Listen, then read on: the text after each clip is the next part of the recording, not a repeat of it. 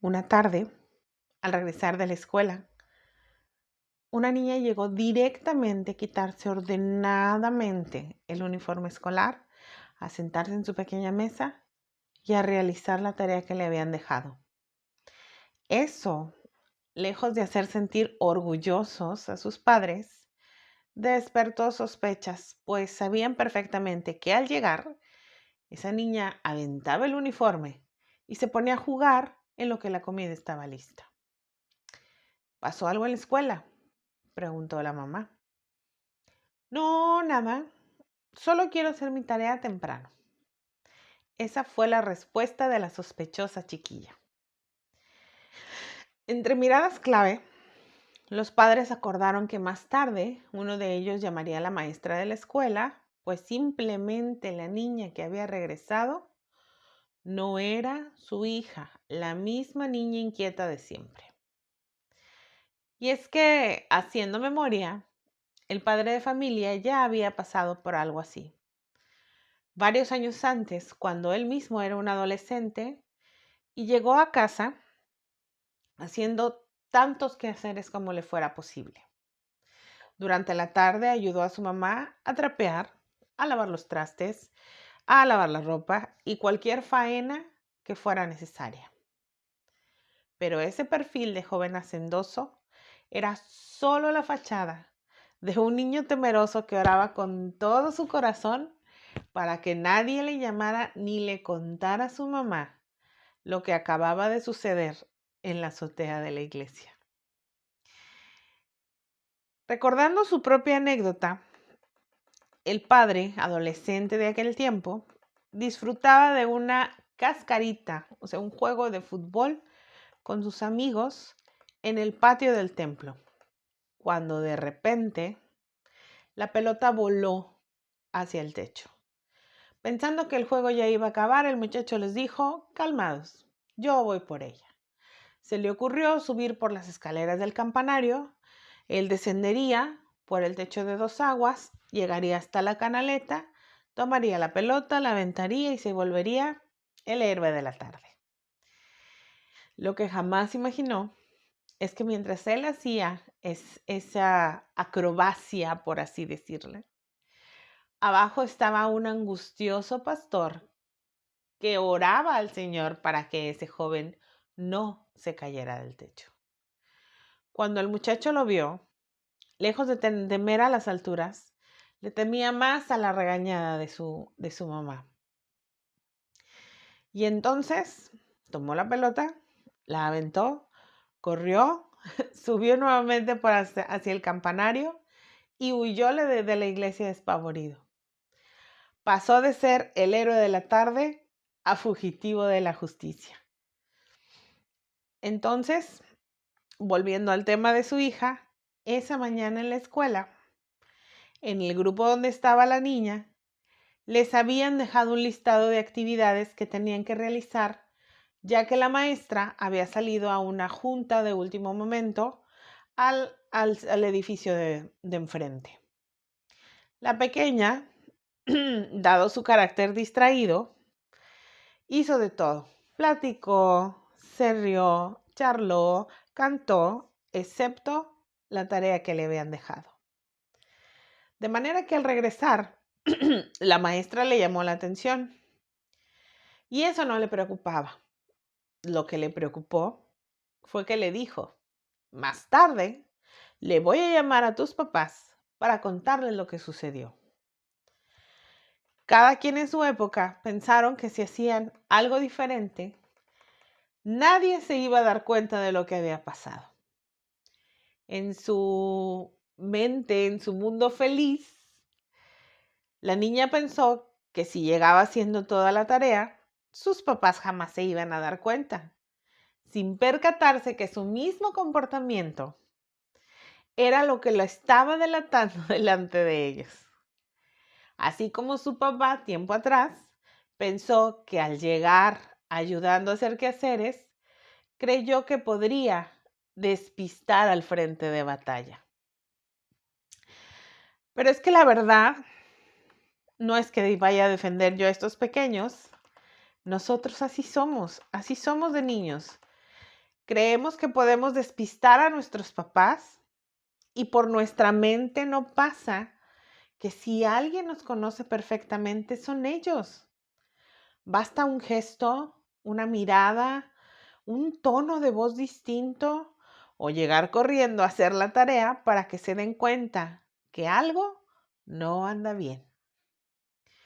Con toda la sabiduría que Dios les dé a nuestros padres, al ser nuestros padres terrenales, tienen sus limitantes y es que por eso requieren investigar, orar, preguntar y finalmente guiarnos como padres por el camino correcto. Solamente hay una sola persona que jamás va a necesitar investigar lo que nos pase cuando cambiemos de actitud. A esta persona jamás le veremos enviar ayudantes o llamar a alguien y decir, oye, ¿qué le pasa a Angelina? ¿No tiene el mismo rostro de siempre? ¿Sucedió algo en la escuela? Investiga por favor y me avisas. Por supuesto que no. Él ya sabe el por qué hacemos algo que no va de acuerdo a lo que diariamente hacemos. Él sabe perfectamente lo que ocasiona que tengamos diferentes actitudes a las que casi siempre tenemos. Es más, Él sabe lo que vamos a hacer o decir mucho antes de que lo hagamos. Así que cada vez que usted o yo nos acercamos a Jesús, casi le puedo asegurar que nos susurra al oído y nos dice, ya sé lo que pasó y sé lo que va a suceder, pero yo estoy intercediendo para que tu fe no falte. Y una vez que estés de regreso, sigas al frente de la obra que puse en tus manos. Y sobre esto y otras buenas noticias es que hablaremos de nuestra clase el día de hoy. Yo soy Marisela Huerta y les doy nuevamente la bienvenida a una clase más de nuestra Escuela Bíblica Dominical. Comenzamos.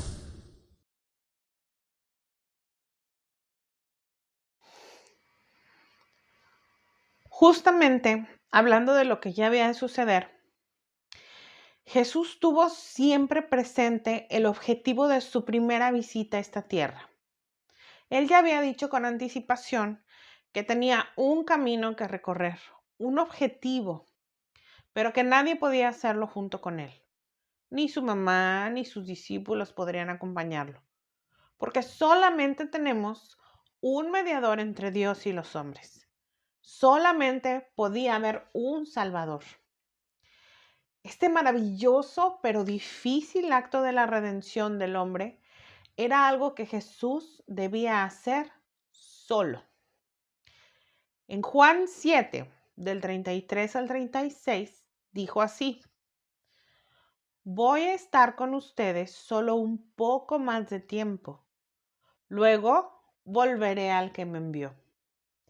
Ustedes me buscarán y no me encontrarán. Y no pueden ir a donde yo voy. Desconcertados con estas palabras, los líderes judíos se preguntaban, ¿a dónde pensará ir? ¿Estará pensando salir del país donde están los judíos dispersos? Tal vez hasta le va a enseñar a los griegos. ¿A qué se refiere cuando dice que me buscarán pero no me encontrarán y no pueden ir a donde yo voy? Cabe resaltar que los líderes judíos estaban siempre al pendiente de cada palabra que salía de la boca de Jesús. Estas palabras en particular habían movido grandemente su curiosidad y la humana cualidad que tenemos de empezar a suponer. ¿A dónde piensa ir? No me digas que se va a ir a otras tierras donde están los judíos dispersos. Capaz ya estaba a ir a enseñarle a los griegos. Algo que sí era un hecho es que Jesús anunciaba que llegaba la hora de su muerte y una vez culminada la obra de la salvación, volvería al que lo envió, es decir, al Padre Celestial. También a sus discípulos les dijo lo mismo. En Juan, en el capítulo 3, en el verso 33, lo relata así. Mis queridos hijos, voy a estar con ustedes solo un poco más de tiempo. Y como le dije a los líderes judíos, ustedes me buscarán, pero no pueden ir a donde yo voy. A diferencia de los principales de la sinagoga, que se quedaron con la duda y luego comenzaron a suponer, con los discípulos fue diferente. Porque luego de que Jesús les dice que no pueden ir a donde Él va, agrega lo siguiente. Así que ahora les doy un nuevo mandamiento. Ámense unos a otros, tal como yo los he amado. Tal como yo los he amado, ustedes deben amarse unos a otros. El amor que tengan unos por otros será la prueba ante el mundo de que son mis discípulos.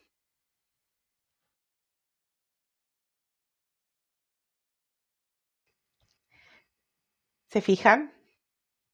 Lo que Jesús estaba dejando era uno de los mandatos más importantes. Y esto se convierte en una lección vital para todo aquel que ha de ser discípulo de Jesús en cualquier época. Tal como Jesús nos ama, nosotros debemos amarnos unos a otros. ¿Cómo es que Jesús nos ama? Ya lo vamos a ver más adelante.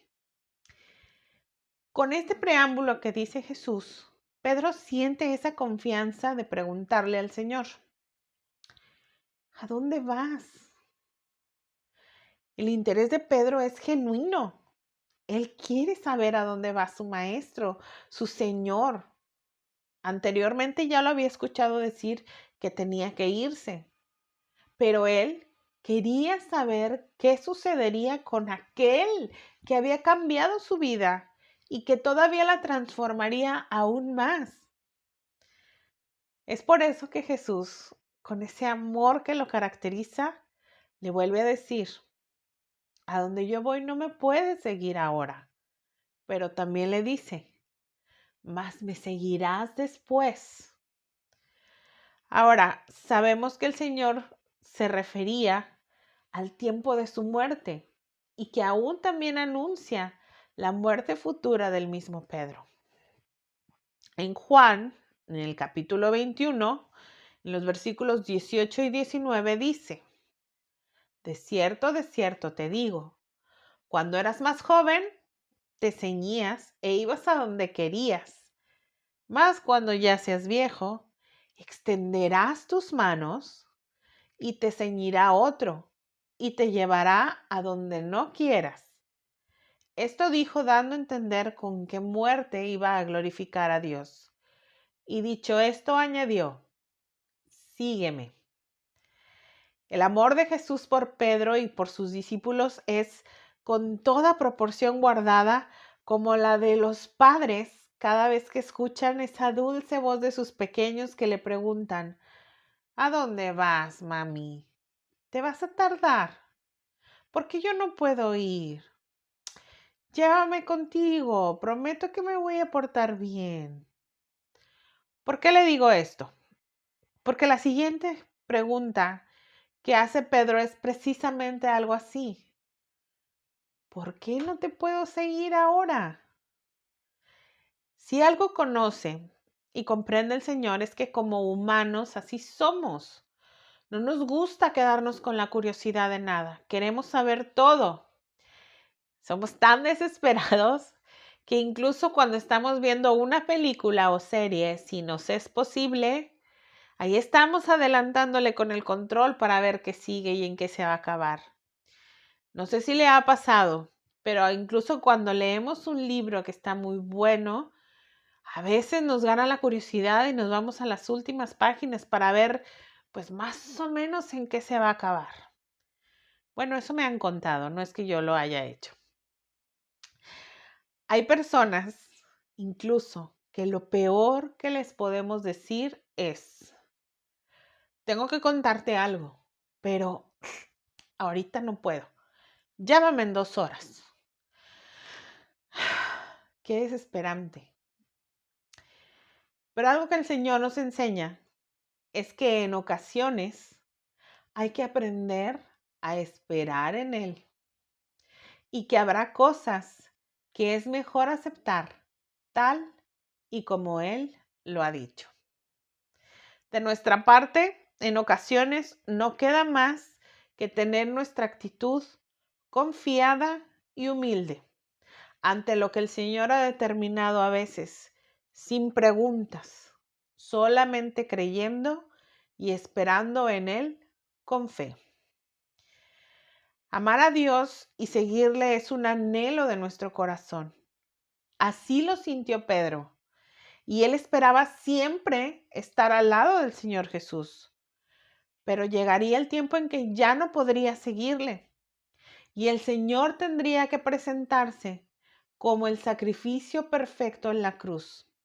Pero solo Él, nadie más. Entonces Pedro continúa en la charla con el Señor y se le ocurre decir, mi vida pondré por ti. Con esas palabras, Pedro dejaba sentado su implacable deseo de estar con Jesús en todo momento y en todo lugar. Mas Jesús fue muy claro al respecto.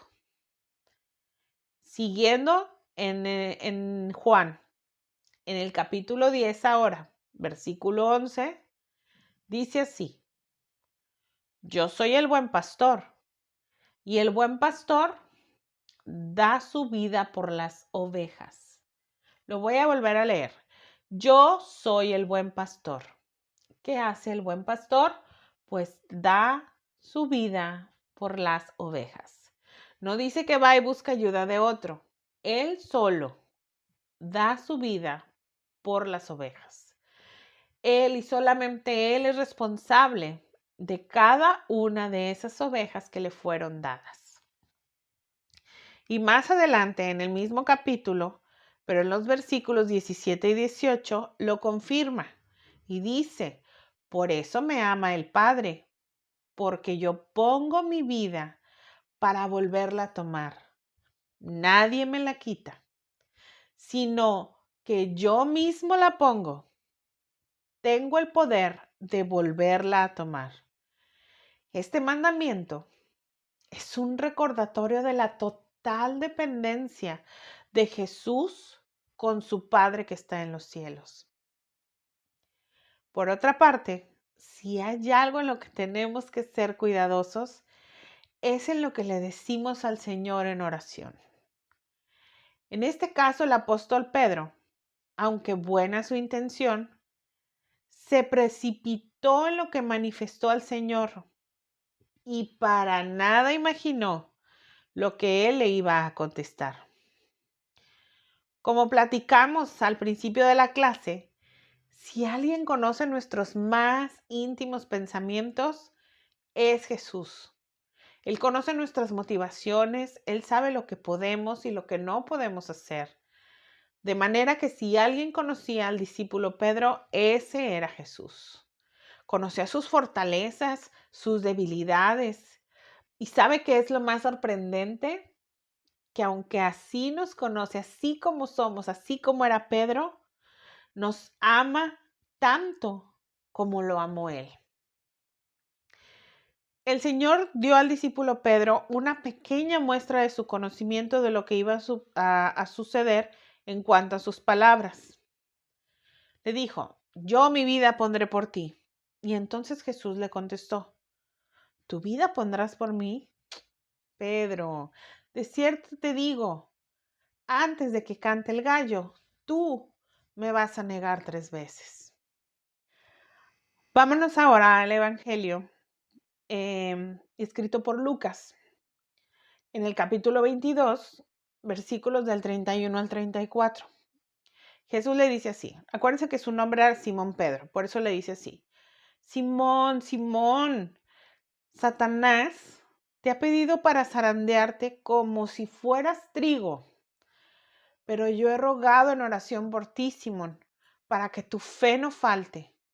De modo que cuando te arrepientas, vuelvas a mí y fortalezcas a tus hermanos.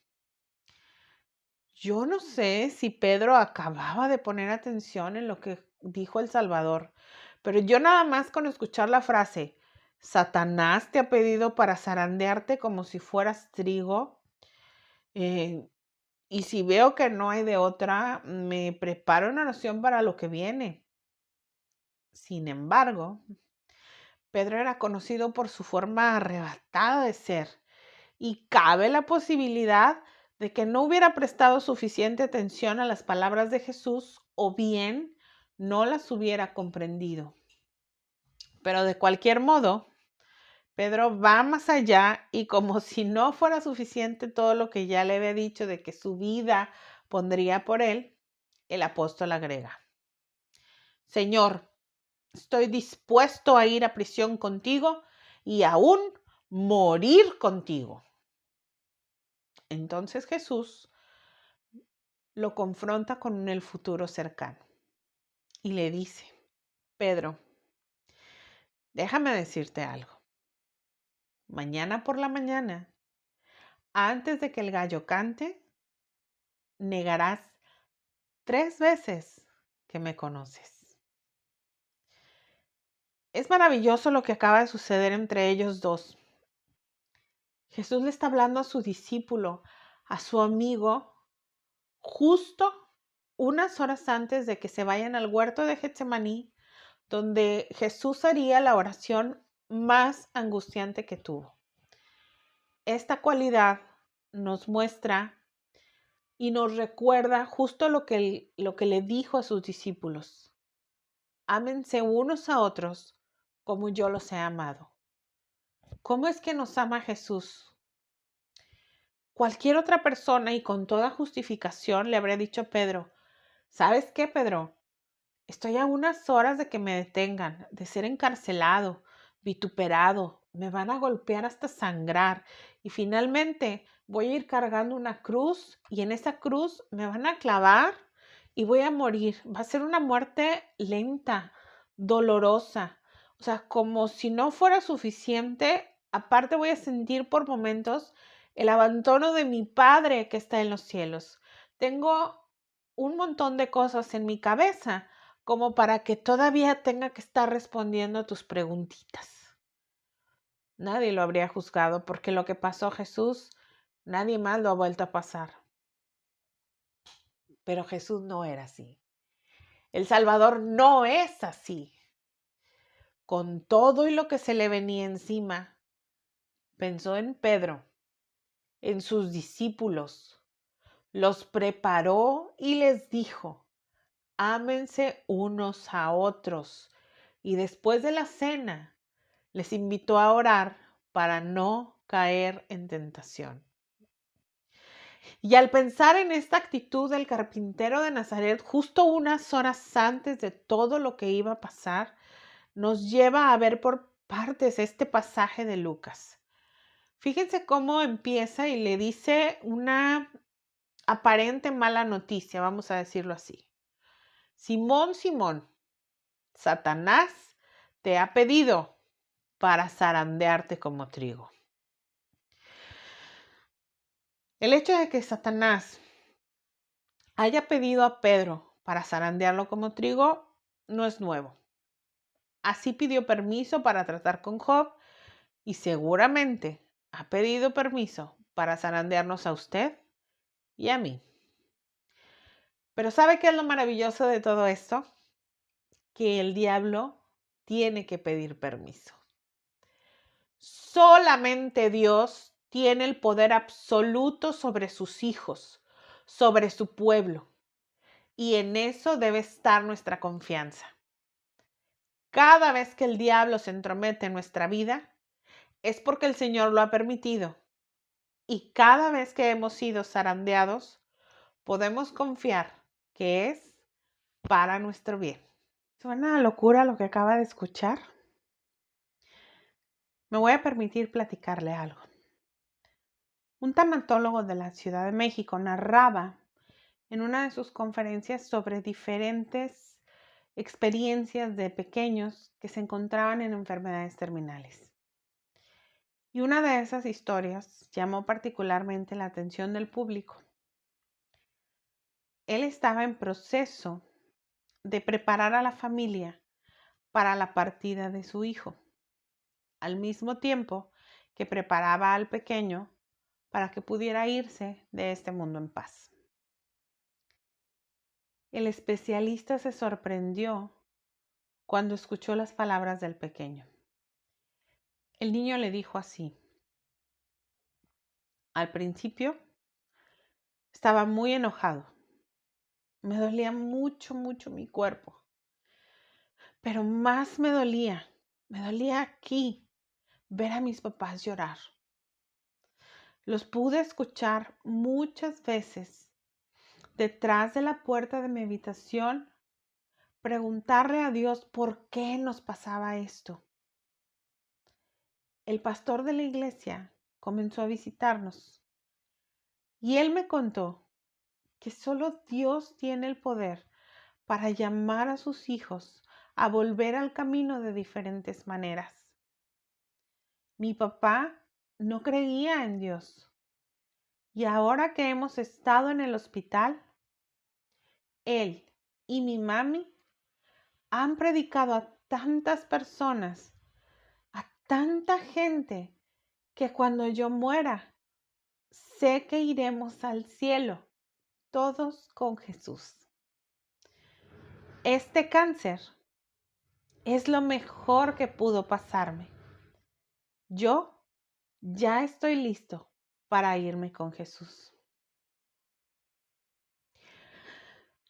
Al final de la conferencia, el tanatólogo decía que fue a reconfortar a una familia y en lugar de eso, él salió reconfortado por un niño de 11 años que a los 3 días murió en paz, rodeado de los suyos y contento por saber cuántas personas habían conocido el mensaje de Cristo. Así son en ocasiones las zarandeadas, pero siempre con el permiso de Dios y con un propósito para nuestras vidas. Porque lo que el diablo teje para mal, el Señor siempre lo reteje para bien nuestro. Luego viene la intercesión. Pero yo he rogado por ti para que tu fe no falte. Caray, a veces nuestra fe es tan grande que sentimos que casi movemos medio centímetro el cerro de la ciudad.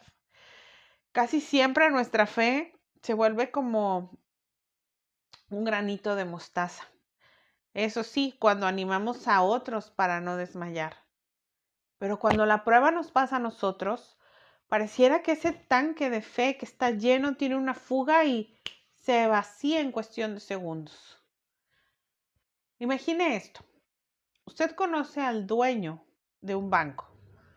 Él le dice que le va a abrir una cuenta en la que diariamente va a depositar la cantidad que usted necesita para vivir sin que le falte nada. Además, sus deudas a partir de ese momento quedan completamente saldadas. Lo único que debe de hacer es buscar diariamente al banquero y mientras charle, su cuenta se irá llenando con la cantidad necesaria para el día en curso. Además de ello, usted recibe instrucciones por parte de él y muy buenos consejos para tener un día exitoso. Así sucede diariamente. También Le cuenta a este banquero que habrá días difíciles en los que quizás su cuenta disminuya rápidamente. Así que le informa que lo único que tiene que hacer en esos casos es acudir inmediatamente al banco y solicitar lo necesario para continuar. ¡Ah, qué belleza! Son increíbles, ¿verdad? Pues le tengo noticias. Justo en este momento, el Señor Jesucristo se encuentra intercediendo por usted y por mí para que tengamos la fe suficiente para que así a la hora de la prueba estemos firmes. Esto ya va mejorando y viene una parte maravillosa, la restauración. Le dice el Señor a Pedro, y tú, una vez vuelto, fíjese bien cómo dice, y tú una vez vuelto. Quiere decir que Pedro se salió del camino. Imagine esto. Usted sabe perfectamente y lo conoce bien. Su mejor amigo en algún momento le va a hacer una trastada, una jugarreta. En algún punto va a negar que lo conoce. Marisela, ¿cuál Marisela? No, yo nunca la he visto, no la conozco, no es mi mejor amiga, no, claro que no. No, no, a mí me dicen que a veces no está ni en sus 5 sentidos. No, yo no tengo amistades así, no sé de quién me hablan. Usted sabe perfecto que lo va a hacer. Usted sabe que también su amigo va a estar muy arrepentido después de haberlo hecho. Y si usted decide perdonarlo y continuar esta amistad, juntos van a lograr muchísimas cosas extraordinarias. Entonces, ¿qué? ¿Lo perdonaría? ¿O va a dejar que le gane su ego y entonces ir en busca de nuevas amistades? En el caso de Jesús y Pedro no fue solo una, fueron 3 veces las que Pedro negó conocer a su maestro. Primero una criada portera le pregunta, ¿no eres tú también de los que estaban con este hombre? La respuesta inmediata de Pedro fue, no lo soy. Estaba Pedro de pie calentándose del frío y le dijeron, ¿no eres tú de los discípulos de este hombre? Y Pedro nuevamente dijo, no lo soy. Uno de los siervos del sumo sacerdote, pariente de aquel a quien Pedro le había cortado la oreja, le dijo, yo te vi, ¿no te vi en el huerto con él? Negó Pedro otra vez y enseguida cantó el gallo. El canto del gallo era clave. Por eso Pedro se acordó de las palabras de su maestro. De manera que salió y lloró amargamente por lo que acababa de hacer. Pero, para bendición de Pedro, a Jesús le importaba más su vida, la vida de Pedro, que justo lo que acababa de hacer. Y con esa frase, y tú una vez vuelto, Jesús estaba borrando su falta, porque a Jesús le importaba más la vida de su amigo que los errores que pudiera cometer. Ojo, Jesús no estaba pasando por alto la falta, la estaba cubriendo, la estaba borrando, estaba perdonando a su amigo desde antes que cometiera la falta. ¿Por qué? Porque sabe lo que hará Pedro e incluso, como ya vimos antes, lo confronta con ello. Pero será tan maravillosa la obra que haga Pedro para el Señor que el Salvador no pierde el objetivo. Se enfoca en lo importante y le dice, anda, no pasa nada, tan amigos como siempre. Una vez que estés de regreso, y viene la frase final, el cierre, el broche de oro. la comisión. Una vez que estés de regreso, confirma a tus hermanos. Lo que Dios hace a través de nosotros, cuando nuestro corazón está dispuesto a servirle, puede sorprendernos maravillosamente. Nunca me cansaré de escuchar las historias de cómo Dios ha llamado a sus siervos, desde dónde los ha llamado y hasta dónde los ha traído para llevar, su mensaje de salvación. Si usted piensa en todo lo que le haría falta para ser un buen mensajero de la palabra, piense en Pedro. Pasó de ser un rudo pescador, atrabancado como él solo, el primer mochaorejas de la historia y finalmente uno de los más fervientes sembradores del Evangelio. Ahora vamos a ver el repaso final. Conclusiones. Punto número 1. Dios conoce cuando nuestro interés por Él es genuino. Pedro fue muy sincero al preguntarle a Jesús, ¿a dónde vas? El Señor nunca nos va a dejar con la duda. Eso sí, nos va a dar la respuesta en su tiempo.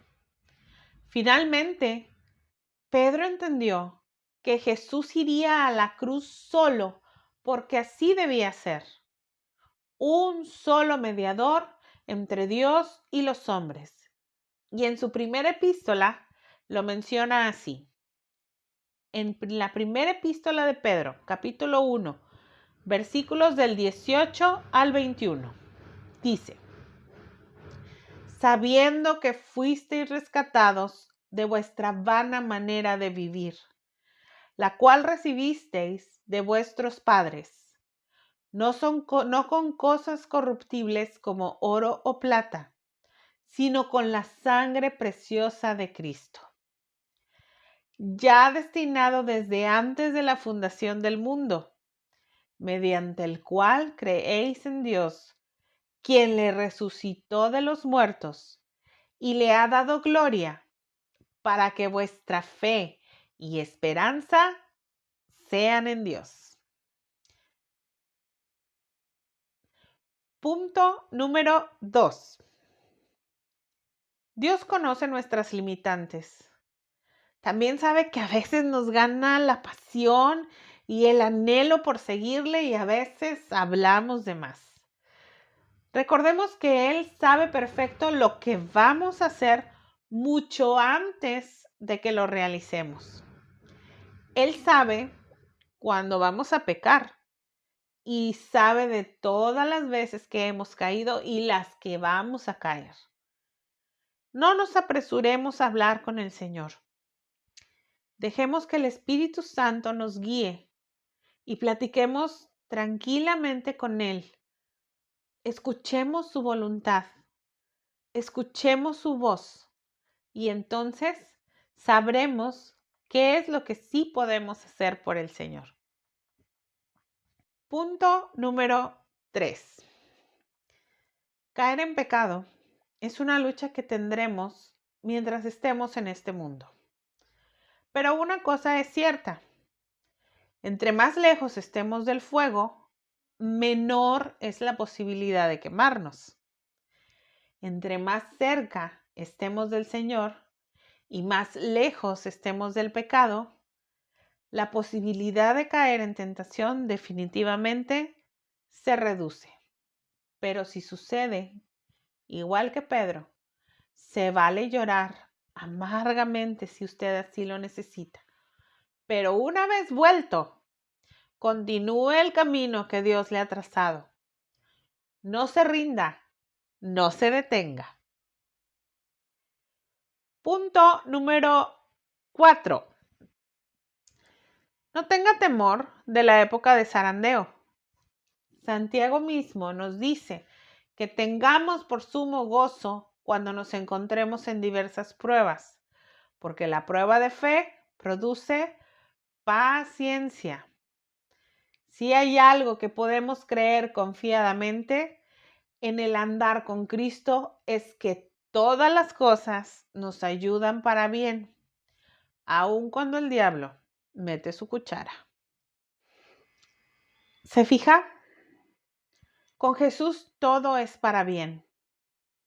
Acuérdese bien y haga suyo esto. Se lo comenté al principio. Cada vez que usted y yo nos acercamos a Jesús, casi le puedo asegurar que nos susurra al oído. Sé lo que pasó y sé lo que va a suceder, pero yo estoy intercediendo para que tu fe no falte. Y una vez que estés de regreso, continúes al frente de la obra que he puesto en tus manos. Pero si usted esta mañana no está seguro de ir por el camino correcto, yo le invito que hoy tome la mejor decisión de su vida y decida por Cristo. Él es el camino, la verdad y la vida. Y nadie viene al Padre si no es por medio de Él. Si esta mañana usted quiere recibir a Cristo como su Señor y Salvador, le invito a que ore conmigo. Señor Jesús, ¿qué puedo decirte hoy si ya me conoces desde antes que naciera? Tú me formaste en el vientre de mi madre y ahora quiero pedirte que perdones mis pecados. Me arrepiento, Señor, de todo lo malo que he hecho y quiero pedirte que seas mi único y suficiente Salvador. Quiero recibirte en mi corazón, quiero que seas lo primero en mi vida. Quiero seguirte, quiero obedecerte, quiero confiar en tus promesas. Ayúdame, Señor, para ser luz a los que me rodean. Quiero morar eternamente contigo. Ayúdame a crecer en mi vida espiritual para que cada día yo sea más como tú. Te pido todo esto en el nombre de Jesús. Amén. Y como siempre, es para mí un gozo y una bendición estar aquí con ustedes para que juntos aprendamos más sobre una porción de la palabra de Dios. Yo anhelo en mi corazón que esto haya sido de bendición para ustedes y les recuerdo que todos los domingos aquí nos vemos en la misma hora por YouTube o por Facebook. Así que no se pierdan la emisión del próximo domingo. El Señor los bendiga a todos en todo. Adiós.